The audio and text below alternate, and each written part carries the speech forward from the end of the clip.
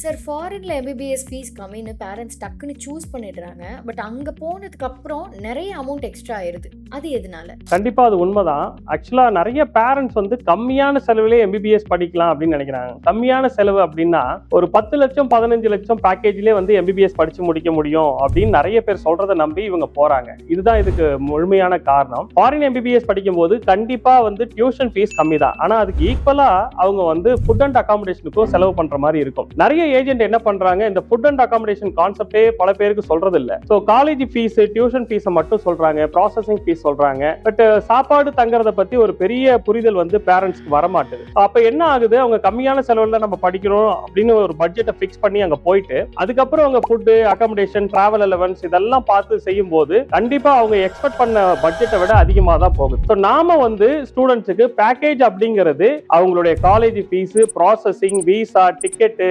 அதுக்கப்புறம் அவங்களுடைய travelling expenses, வருஷம் சாப்பாடு தங்கிறதுக்கு அவங்களுக்கு எவ்வளவு செலவாகும், இது எல்லாமே நம்ம வந்து கம்ப்ளீட்டா அவங்களுக்கு பேக்கேஜா சொல்றோம். ஸோ பேரண்ட்ஸ் கிட்ட தான் அந்த விஷயம் இருக்கு. ஒரு கம்பெனி கம்மியான பட்ஜெட் சொல்றாங்க, 10 லட்சம் 15 லட்சம் 20 லட்சத்துல எம்பிபிஎஸ் படிக்கலாம்னு சொல்றாங்கன்னா கண்டிப்பா அதை முதல்ல நம்ப கூடாது. அப்படி அவங்க சொல்லும் போது அதுல இருக்கக்கூடிய விளக்கத்தை அவங்க தெளிவா கேட்கணும். ஸோ ஃபுட் அண்ட் அகாமடேஷன்ஸ் பத்தி அவங்க மென்ஷன் பண்ணல அப்படின்னா கண்டிப்பா வந்து பட்ஜெட் அதிகமாக தான் ஆகும். ஸோ இது பேரண்ட்ஸ் ரொம்ப தெளிவா இந்த விஷயத்தை கேட்டு தெரிஞ்சுக்கணும்னு நினைக்கிறேன்.